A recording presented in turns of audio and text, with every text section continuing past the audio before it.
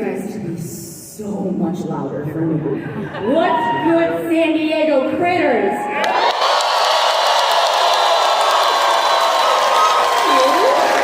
We are a crowd who knows how to do directions. My name is Whitney Moore, and I am the luckiest girl in the entire world because today I get to celebrate my incredible friends who are celebrating a decade of Critical Role.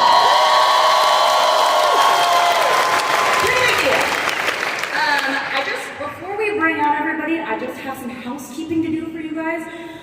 Here's the thing, we're not gonna have a lot of time to do questions from the audience because we got a lot of clips.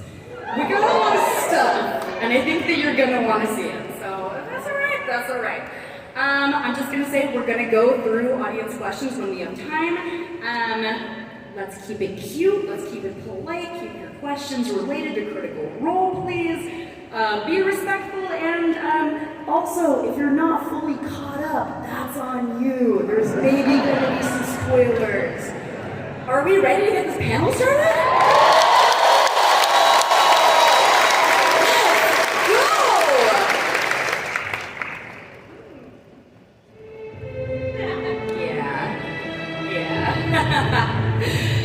All right, I'm gonna bring out my first panelist. He's a tiny little guy. Short king. Let's bring out Travis Willingham.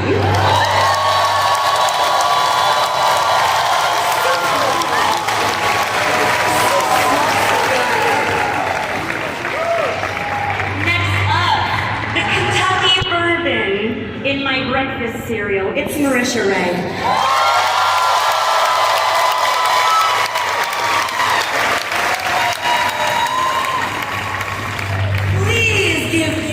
To Taliesan, everything hurts, therefore nothing does, Jaffe.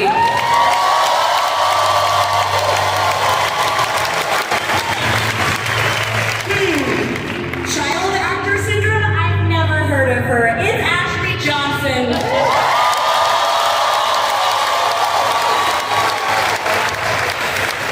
And everybody knows the team's resident bad boy. It's Riegel.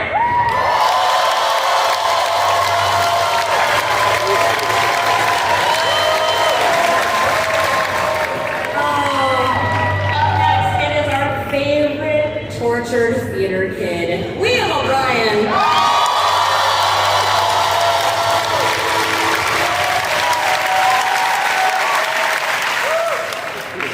She may be a mother, but I wish she was my mommy. It's Paula Bailey.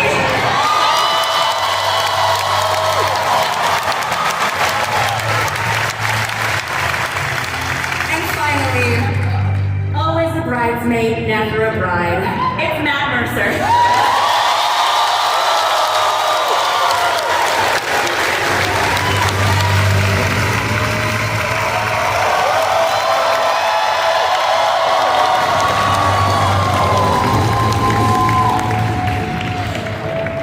Hello, my friends. Everybody looks so good. What? Everybody looks so. You guys are so cool. Oh my God. Hey. Happy 10 years.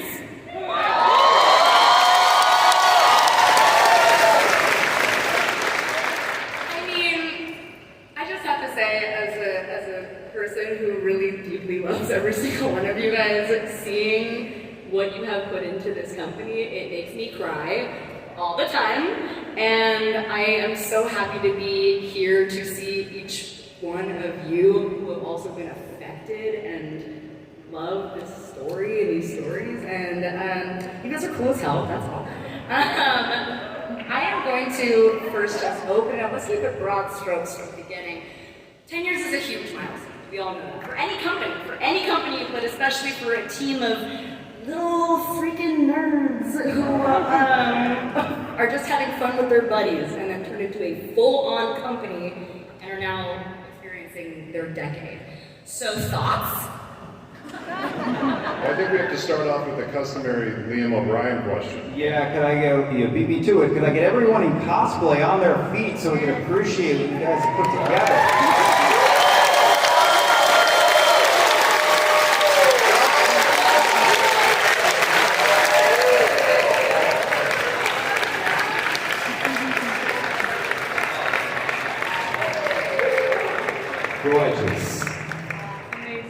me be a little more specific because this is broad strokes, but I think when you think back on 10 years, there's a lot to think about. There's a couple things.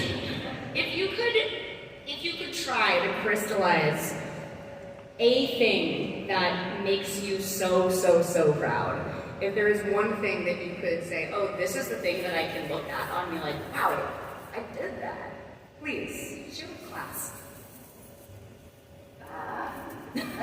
I'll pick it up just to say the thing I'm probably most proud of out of all of this is the community that's roused around this. All of you out there, like this community has been an extension of the love that this has been over the past, well, technically 13 plus years, but 10 years online. And at every convention, with every opportunity to engage, watching all of you take care of each other, invite each other in, support each other, tell stories together, play games together. Like, it's the community I wish I had growing up, and I've had to kind of build in my own small pocket since, and I'm just so excited to see that this is a continuously inspiring thing. So, you guys.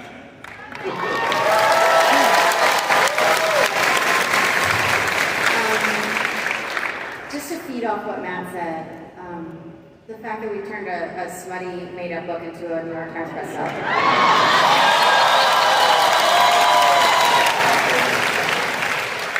It's really about community.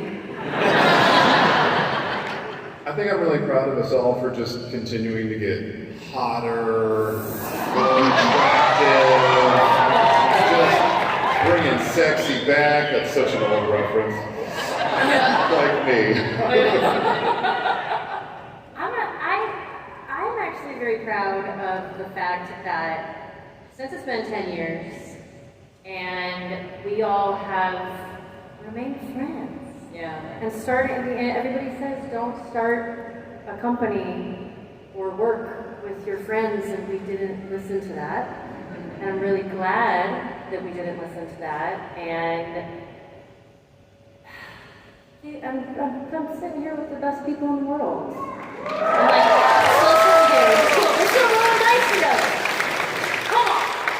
I think the thing that floors me still on a daily basis is that my friends and I created something that is so important to us, something that's so meaningful to us, and that I feed off of creatively every day for this last decade, but that same thing means something to so many other people. Just breaks my brain every day. I never take it for granted. I can't believe you guys are here and have come along with us so far, and it really is incredible. Thank you for sharing it with us. I'm going to hop on what Liam just said and say that I'm really proud. I feel like there's so much disassociation and alienation in the world because of, I don't know, maybe the internet, who knows, it could be anything. Not to throw stones. But it's so wonderful to feel like we're part of bringing people to a thing that is at its best when you're in a room full of friends, when so many things in the world are telling you to not be in a room with people. And I feel like it's made me feel healthier and happier. And I've noticed that amongst the people I get to talk to, the games they play with their friends. So, yeah. Yeah, I think mine's kind of the same vein. Like, it's always been very important to us over the decade to try and maintain a level of authenticity to ourselves and to the entire reason that we even did this in the first place. You know, said we decided to turn our game into a show that if it inspires even just, a dozen or even just one person to try and make believe with their friends, then it'll be worth it. And it's very gratifying to hear so many people start games, write their own worlds, just all of the inspiration that comes out of it. And very. To add on to that too, it's so funny to say, to celebrate that this is 10 years. It's all about sort of the age and how long we've been doing this. But it's amazing to me that it doesn't really matter age, how many years you've been doing this, how old you are. None of that matters when you're just sort of doing make-em-ups and being a kid at heart and just using your imagination. And I'm proud to be part of something that has made storytelling and imagination such a forefront of what we do. And yeah, I can't wait to hear all the stories you guys tell too.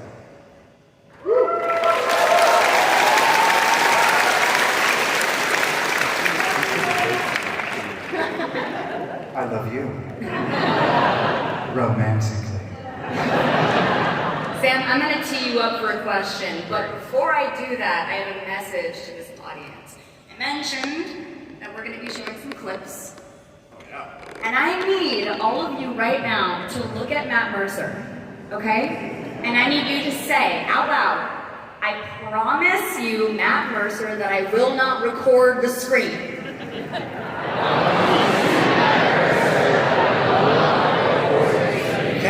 Whitney, can I record the screen? Yeah. That's extremely sweet. Each and every one of you do not break my heart. Yeah. He'll be literally so sad, you guys. Don't want that. Sam? Yeah. Everyone is so excited for the first season of The Mighty Nine. And season 4 of The Legend of Vox Machina. For those of us who are not able to catch the earlier Prime Video panel in the morning, is there anything that you can share? Oh my gosh, you guys. We just did this panel like two hours ago. Probably some of you were there, but definitely not. But for those who weren't, we announced so much stuff. It was crazy. So for The Mighty Nine, we announced that we have a debut date, November 19th of this year. The show will be on air. We announced that The Mighty Nine is going to not be half-hour episodes, but hour-long episodes. We announced several of the guest casts that are going to be joining us for this wild ride, including Ming-Na Wen and Alan Cumming and Tim McGraw and Mark Strong and Robbie Damon and Noni Rose and so many people. But the other thing that we got to announce or reveal was clips. And so to bring you all together so that you all have seen what we've seen, we're going to show some clips right now. Crazy. Hey, that was really cool. Talk about it. Yeah, it was really cool. What Sam said, immediately the thing we wanted to do with the show was get a bigger piece of Exandria out there, so we will be going everywhere from the Gwendolian Empire to the Green Dynasty. We'll be spending time with your favorite characters, but also antagonists that we get to see in new ways that we didn't get to reveal in the live campaign, but we're also going to be changing things up. Underline, there will be changes. So whether you have watched every single episode of The Mighty Nine or are coming to it as a new fan for the very first time, there are things for both of you there, and hopefully you'll be able to talk about all of them. But it's been a labor of love for years now. And we are thrilled to be able to introduce this part of the Exandria lore to all of you. And November 19th can't come fast enough. Wizards! There are so many more wizards! Oh, wizards in my mind. Gets really hot, you guys. But actually, there's more than just that scene. You know, we love these characters, but man, we love our action. Do you guys want to see another clip from the Hit it. Put it in my veins. Who were they? As we mentioned, obviously there were some shenanigans going on in the Kryn Dynasty. For those in the know, those arm markings were some of the Volstrucker. So we're going to get to spend a lot of time with all of the vast parts of this lore in ways that we're really excited about. But it's not just all about the Mighty Nine. One heist clip really deserves another Oh, you're heist just going clip. straight into it? I think we should. Okay, yeah. Let's do up some Legend of Vox Machina stuff. You guys want to hear about Legend of Vox Machina Season 4? Not a single sage checks a historian has any information.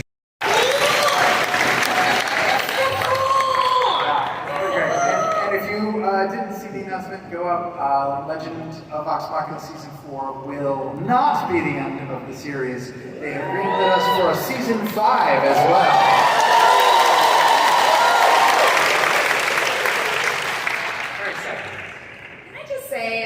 such a big fan of cartoon violence, and that's something you guys do so well. Are you guys going to be toning it down, or are you going to be cranking it up? It only goes up from here. Only know up. Yeah, and it's not just us, it's our amazing partners at Titmouse Animation. We write really good stuff, and then they make it better. And when we say, like, we really want to push it here, like, really give us something we've never seen before, we're like, oh my God! They never disappoint. Well, I have a question for Marisha. I have a big list of moderator questions, but before we move on, is there anything else that you guys want to say about these new animated series that are coming out? Anything that you're excited about your characters doing? Anything that you guys are just super juiced on? I mean, you might have noticed in that clip, there was one Tyrion Darrington that made an appearance. Very excited to welcome him as well as some other really fun new characters into that show. And some new writers, Liam O'Brien and Marisha Ray wrote that episode. It's gonna be great, guys. It's gonna be great.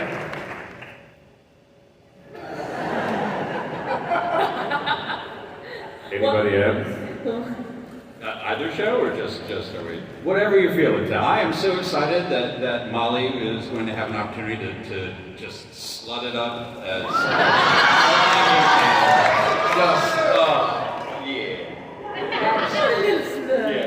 So much heck going on. It's just right. Horny. Okay. Marisha, you're a tank, dude. It is crazy to see you work. For those of you who are attending the panel, please never try to outdrink Marisha Ray. Do not try to go bar for bar from her. She will drink you under the table. And on top of that, what are you doing? I'm setting up a question.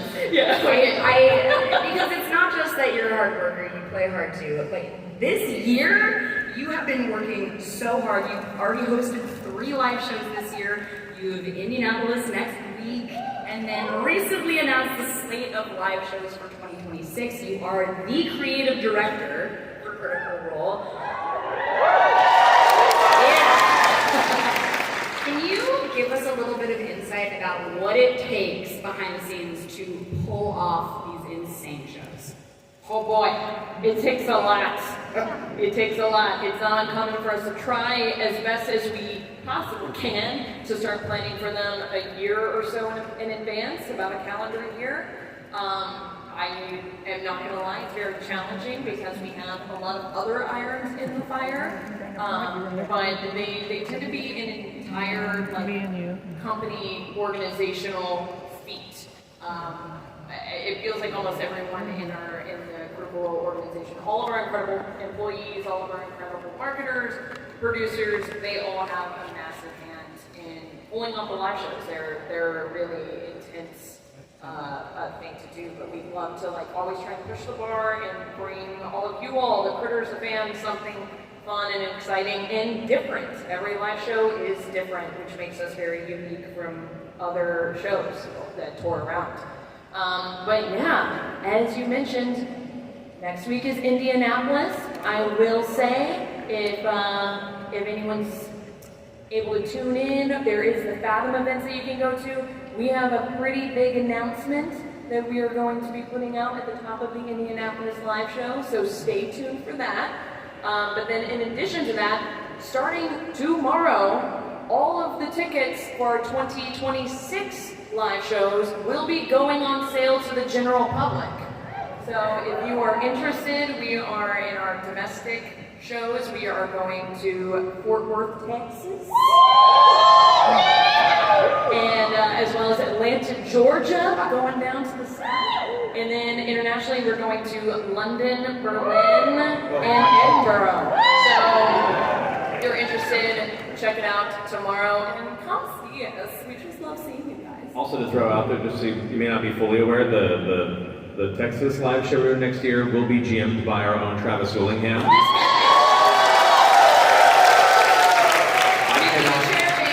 cannot wait to watch him endure what I've endured for every other live show. It's going to be wonderfully cathartic.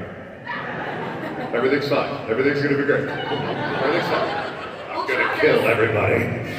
While I have you, Travis, this is a question for Laura as well. Speaking of live events, the Fjord and Jester wedding is happening at Radio City Music Hall in October, and that might be the most anticipated one of all time. Can you guys tell us a little bit about how the wedding planning is going?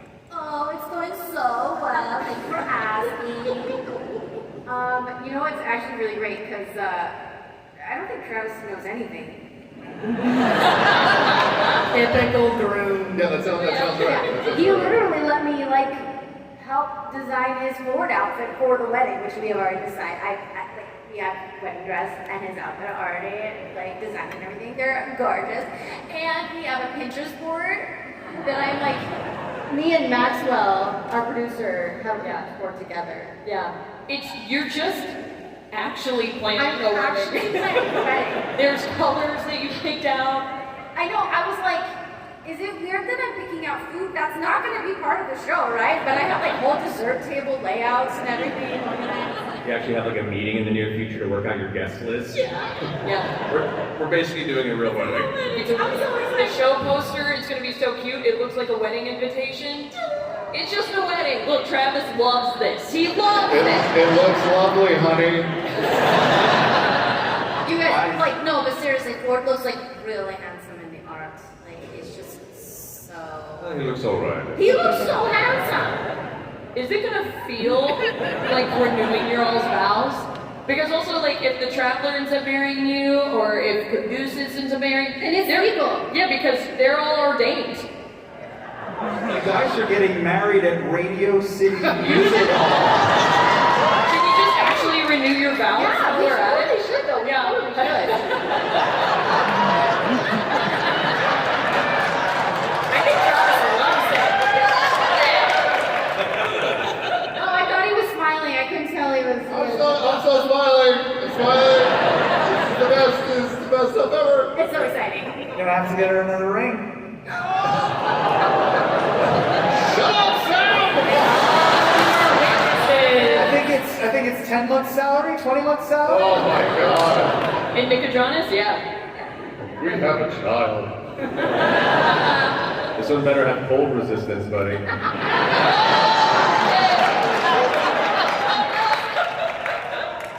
Well, let's take the heat off of Travis for a moment because I've got Daggerheart questions. It's so crazy, dude, to see the reception of this game. What I've been loving is that it's not just the players, but the DMs are really, really loving it. So can you tell me a little bit about why you think this game is resonating so much? Well, the impetus behind the creation of Daggerheart was largely a lot of things we do. We're like, can we publish our own games? And then we did it, and it's working okay, so that's cool. And then part of it was, I've played many RPGs over the years, and I love many aspects of a number of them. And there are many conversations about how some systems you have to kind of make work for what kind of game you want to play, and wanting to more or less have the opportunity with this platform to collaborate with some really talented designers and build a game that really befits the style of narrative-forward game that we like to play, and offer that to all of you guys who also want to engage in that kind of way. So we each wanted to bring another offering to the space. The more games that exist out there, the healthier the industry is. And we hope that people would resonate with this one, with the many, many years of hard work it was, but we did not anticipate it to be embraced quite as strongly as all of you did. So we're desperately trying to produce more. Raise your hand if you've had a chance to play some Daggerheart. Amazing. There's room for all of you. It's been really, really fun. We're really proud of it. We have a bunch of really cool announcements coming up next week at Gen Con around that and other things.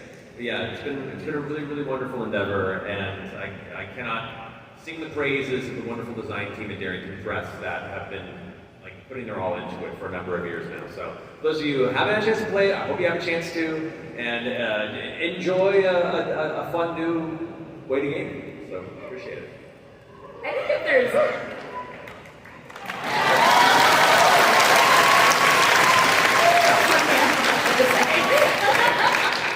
I just wanted to say if there's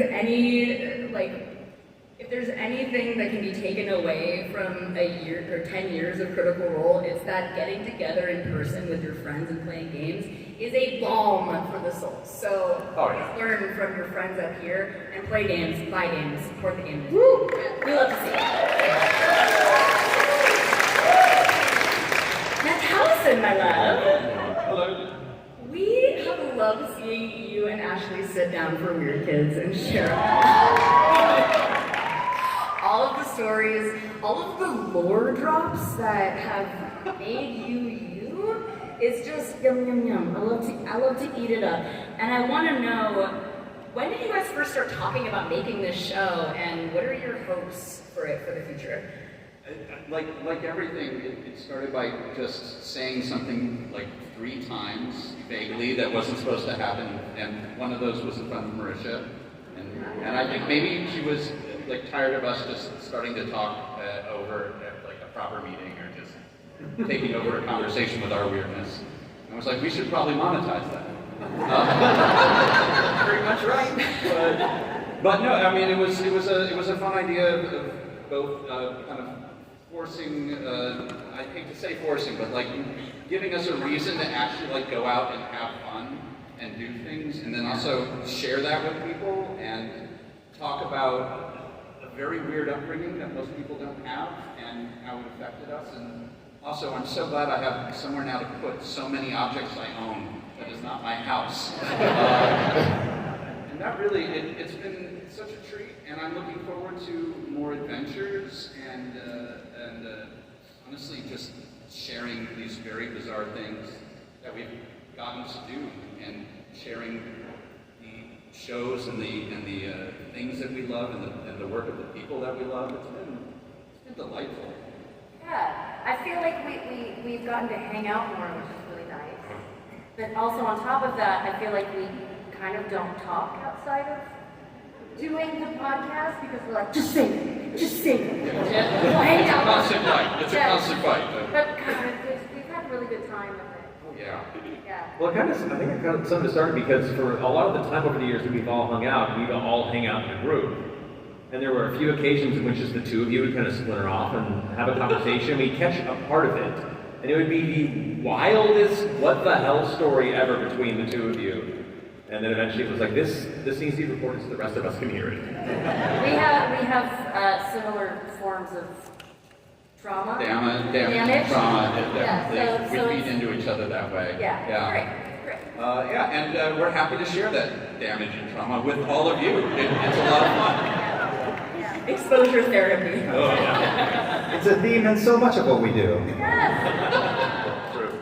Now, Ashley, you're not just a beautiful face and a talented performer and my queen and so cool and beautiful, but you're also a really good person. Thanks, man. And you launched the Critical Role Foundation. So I want to talk about that.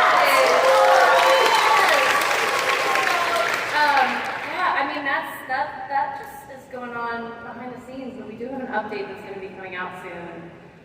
Just tell you everything that we've been doing. And, you know, we launched the foundation, I think it was in September of 2020. And anybody that's a part of that has donated, even just a little bit, anything, we've raised over $4 million.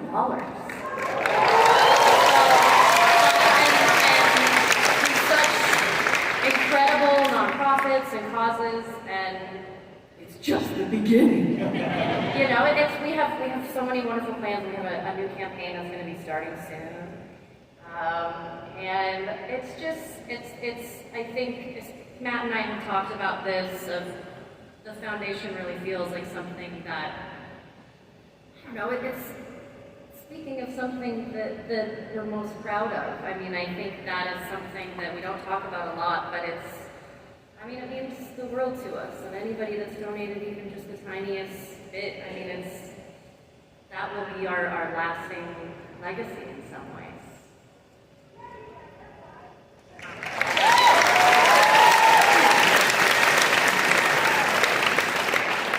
I have a question for Laura, but first I just really want to stress something, and that is that every person at this table is like an individually separate from Critical Role artist all on their own, and they're all doing their own really cool shit all of the time. And then on top of it, now they're business people, which is insane. Laura, you also you work a lot with Critical Role's like licensing partners, and that's grown a lot over the last 10 years. We've got sideshow statues, which we love, comic book series, and now we are tapping into the romantasy genre. How does it feel to make fantasy smut into an official New York Times bestseller?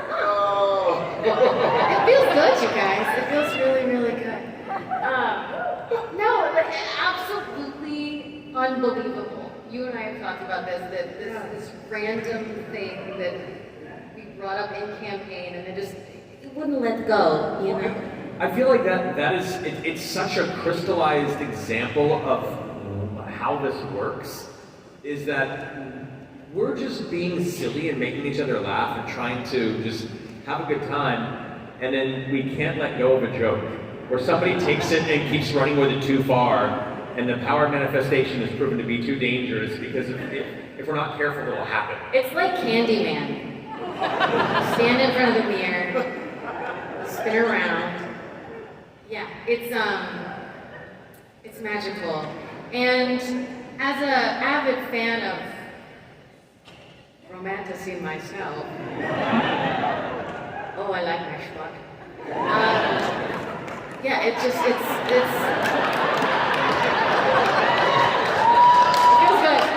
Feels good, you guys. And we love to see it. Speaking of, Matt, you just said something that I want to touch on, that's also in my notes here, about things that are unplanned that become canon.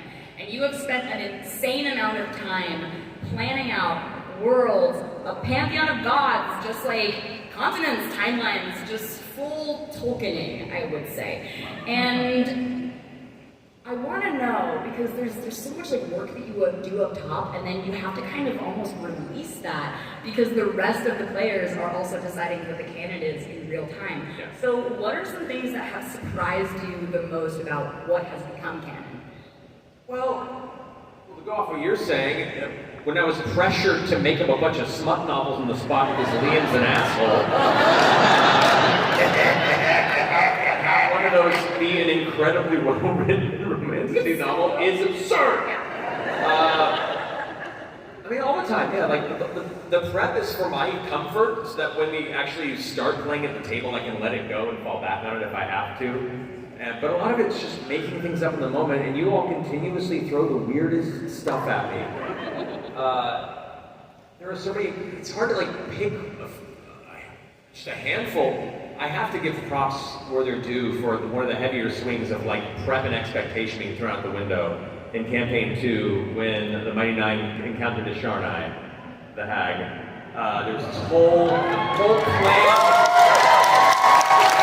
For those who don't know, there was this whole planned cathartic story drawn out that was tied to Nott's character and her transformation, non-consensual transformation, and this terrifying, creepy hag entity that they were going to more or less have a throwdown with. And in the moment, I built out this massive battle map and had all this really cool kind of hidden lore that was going to unveil itself as part of the encounter and possible multi-episode arc for it. And then Laura decides instead to take a magic item that I'd forgotten I gave it to her, that I was like, this is dumb, no one will ever use it. You gave me a lot of magic items that you thought were going to be just dumb. Yeah, I'm learning my lesson slowly over time. And just sprinkles a little bit of magic dust on a cupcake and gives it to her, which distracts her enough to modify the hag's memory and make them best friends, and they just walked out of there.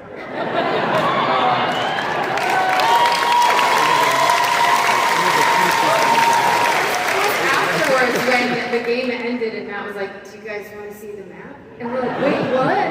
And it was huge, there was so much. But that's also a wonderful example of what makes these games so special, so unique, is like, many of you out there, I'm sure, raise your hand if you've played tabletop games with your friends. Yeah, there's a few of you out there. Then you definitely know, like, I love movies, I love TV shows, I love video games, they're all great, but there is something so unique to that experience at the table, because none of you really know what's going to happen next. Things can turn unexpectedly at any given point in time, and those memories are so visceral that it's hard to not walk away from that table further bonded with everybody else that you have experienced that with. And so the fact that we've been able to do this as long as we have has solidified you all as my best friends time and again. And then every now and then my arch nemesis for throwing me off my game publicly in front of everybody on the internet. So. Liam, a Liam of his own. That's just for you. Liam, when you are adapting comic books and art books, fiction series, all of the stuff that you guys do, you get to expand on the world and all the characters beyond what we all get to typically see. How is the character exploration and the process different when you're developing the projects? Oh, my books, you guys, I love books so much. One of my favorite things about the job now is spending so much time every week reviewing like drafts and outlines, and we have so many really cool graphic novels and novels that are in the works that I can't wait for you guys to see. And I think like we have the privilege of doing so many different kinds of media now. So like our tabletop game is one thing, and there's all this incredible improvised heart happening at the table. Now we have an animated series which has got incredible freaking action and like quippy, smartly written dialogue.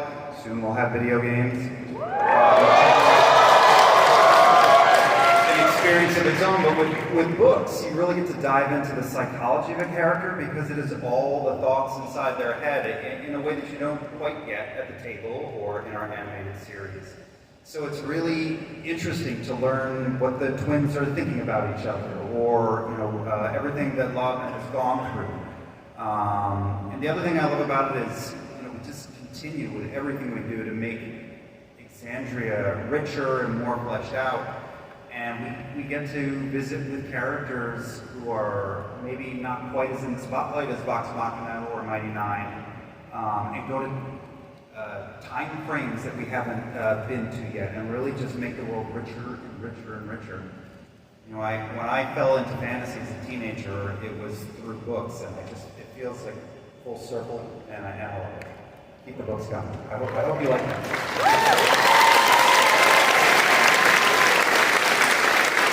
Thank you for the amazing segue too, because I want to talk about games. Travis and Laura, you've been teasing Critical Role breaking into the video game industry for a while now. Are there any new developments you can share? Oh my gosh, you guys, we're getting really close. If you missed it, earlier this week on Monday, we announced that we had partnered with Ad Hoc Studio on the release of their upcoming game, Dispatch. If you haven't seen it, we'll roll a clip a little bit later, but actually, Laura was the first one who was cast in the game. You can maybe talk about that. Well, so Nick Herman and Pierre Charette, who had been at Telltale Games, I worked with them on Tales from the Borderlands, and on Batman, the Telltale series, same as you. And actually worked on Tales from the Borderlands as well. They're phenomenal writers, and when they decided to create their own studio, Ad Hoc, they came and asked me if I would be in Dispatch. And so I was looking at it, obviously loving it. It's such a cool game. And I was just looking at some of the animation sequences they had sent me so I could get a vibe of what I would be doing. And I showed it to Travis because I knew we'd been talking about doing a video game. And as soon as I showed it to Travis, I geeked out. I geeked out. Like, the animation was so good, and I love the Telltale games, but this is such a bump up in animation, almost looked like an animated series, and I instantly just broke protocol and was like, can we talk about not how awesome this game is, but also what it would take to get this style of game in the world of Exandria? yeah. So the four of us went to dinner and got to have like a nice chat about it. And It's really exciting. We love inspired storytellers, and we think the chemistry and the vibes of these games is just so good. In fact, we have a trailer we can show if you haven't seen it. We should roll it so you can check out Dispatch.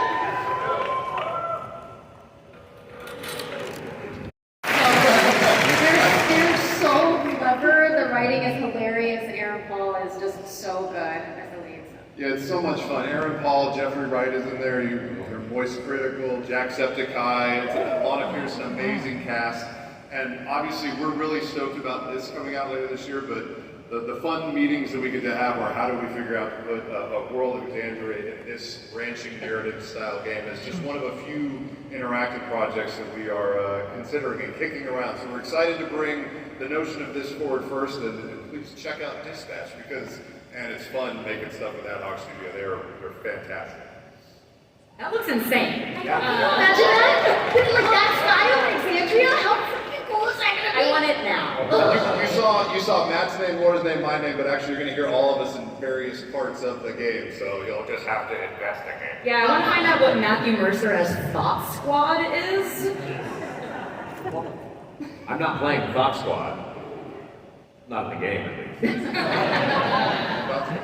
All right, we've got a tight 8.5 minutes left. I want to open it up to questions. I know my buddy Chris is in the back managing y'all, so let's keep it right, let's keep it tight.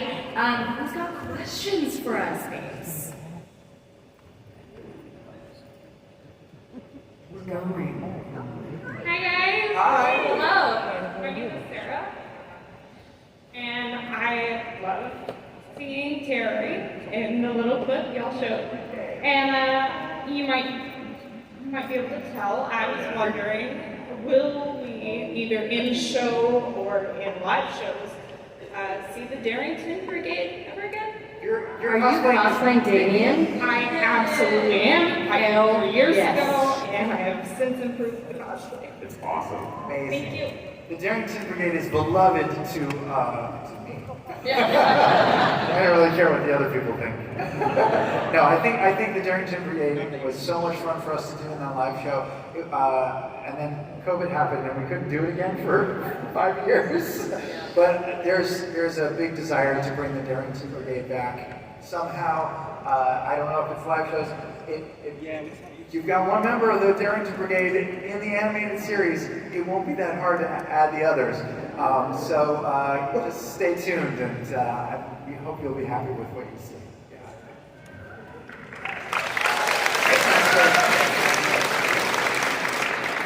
Hello. I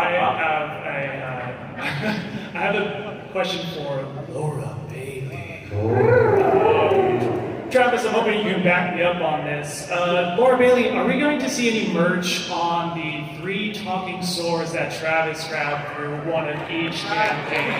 Earrings, a shirt, like a rage shirt, anything to sort of commemorate all 3 campaigns, honestly. Oh my god. That's a good idea. That is a really good idea. Talking letter openers? Yes, yeah, I was gonna say sentient. What about, But they insist.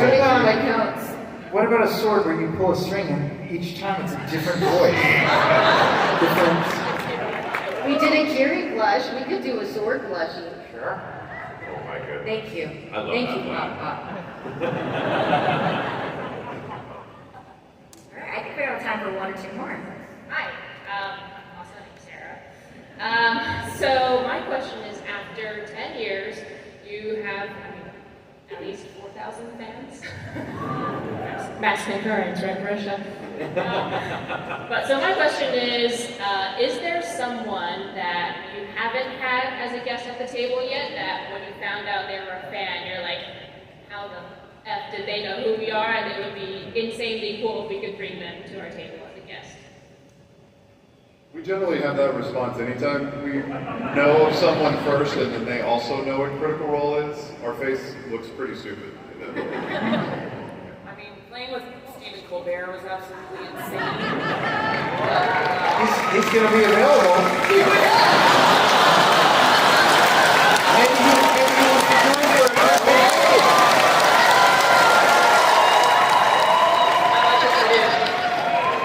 Let's make an offer. I'm sure I can afford it.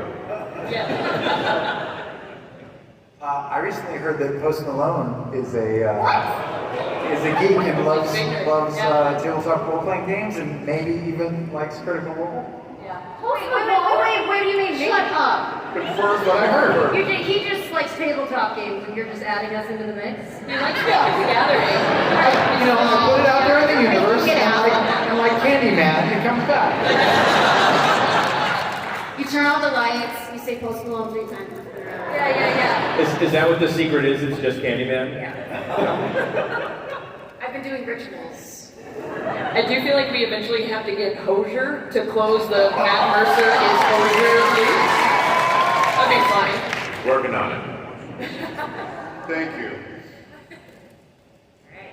Next, Sarah. Hi, unfortunately, I'm Sean. Welcome, Sean. I wanted to thank you, one, for all the good your team still does for the LGBT community and the show and all the other work you do.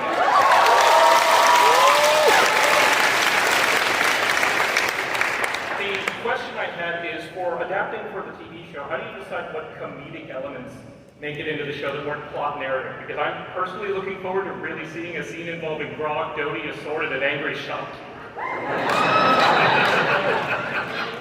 It is difficult because a lot of times those side beats that aren't narratively focused do have to be trimmed just so that it's not sporadic and random, like not having a rock come fly down and pick up 7 cows that have been changed and having the audience go, what the hell is happening? So sometimes those things can stay, or we can find different ways to make a nod towards them, like having a little goldfish splat up against the lens in Scanlan Chateau, but we always do our best to pay a nod to it in some way. I'm gonna call this the last question. Oh my God. You to close us out with a good one, bro. No pressure.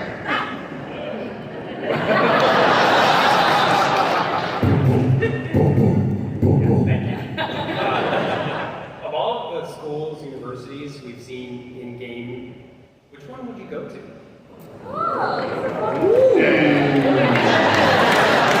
Did it. Well done. I mean, my first thought is the Cobalt Soul is great because I love books and need cardio. that kind of does it for me. I mean, I would send my kids to the Wildlings camp. It's fun and dangerous. And not dangerous at all. Yeah, the kids need some danger.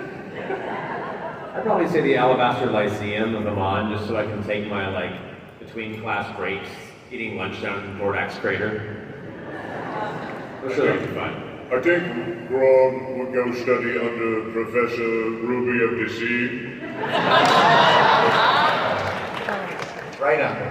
I would like to become a member of Jester's Church of the Traveler, recite art classes. You're welcome anytime, literally. Anytime. I just want to learn how to make dead people tea with caduceus. Is that a school? It's pretty simple. Yeah, exactly. Just put me in a cottage away from everything. I know that it might be questionable, but I really want to be a wizard, so I'll take the Soldiers Academy. I want to do magic for real. There's a really cool hidden placement program in there Yeah. that I think you really like. I think that Laura would excel there. If they give me enough trauma, I can be on Weird Kids.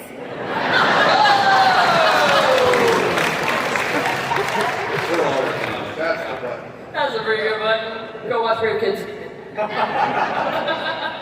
I wish that we could keep going all day. Unfortunately, we are so close to being out of time. So I'm going to take my little moment, and I'm going to say I've known a lot of you for a long time. And you guys are such exemplary examples of what can happen when you take care of each other and when you follow what lights you up. And please let that be a lesson to all of you. And thank you so much for helping me celebrate the best people. Just the best.